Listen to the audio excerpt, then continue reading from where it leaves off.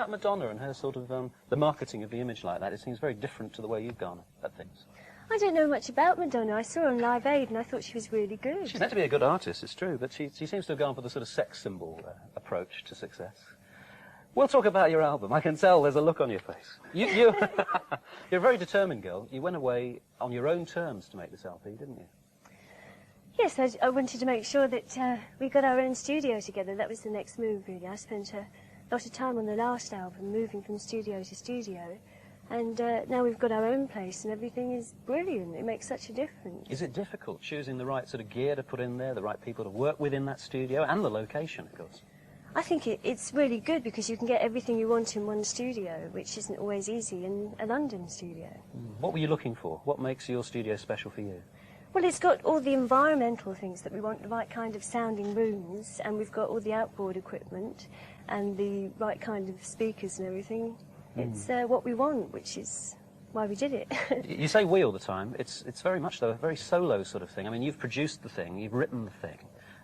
Even though you have other musicians playing on it, you're calling the shots, aren't you? I'm in control, but there's no way I could do it by myself. I rely on very good engineers and musicians and people around me to advise me. Yes, how do you keep tabs on whether you're losing track of reality, you know, whether you're getting too self-indulgent? You mean in context of an album? Yeah. I think you just have to rely on a voice inside you saying that it's getting better and everything that you do to it does make it better and not worse. Actually, a lot of critics have felt, well, the ones I've seen, that there are some very, very commercial bits in this as well, that maybe you were aware that the last LP perhaps did go away from the mainstream a bit. Do you agree with them? I don't feel it went away from the mainstream. I mean, whenever you make an album, you just do it and you hope all the songs are good and that you're trying to express what you want at that time, and I feel that I've done that, certainly with the last 3 albums. Let's talk about a track on this LP. You've done a video. Now, whether it means it's going to be a single at some stage, we don't know as yet. It's called Cloudbusting, and a rather unusual story behind the song. So can you tell us the story to set up the video that we're going to see? Yes, it's very much inspired by a book that I found on a shelf about 9 years ago, and it's written by a man called Peter Reich, and the book's called A Book of Dreams. And it's very much written from a child's point of view about his father. You see the book in the video if you're clever. Yes, right. Yes, don't blink or you'll miss it.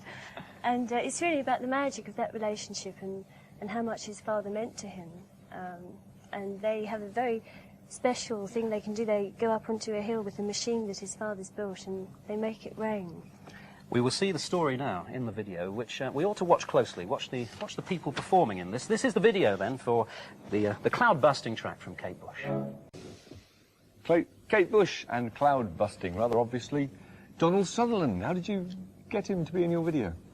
Well, we rang him up and said, would you be interested, and said yes. And what was he like to work with? I think that's the question. I think that is the question. He was brilliant, absolutely brilliant, and he was such a help to me as well. Fantastic. A real honour to work with him. And that's the new single as well? Yes, it is. OK, thanks for coming in.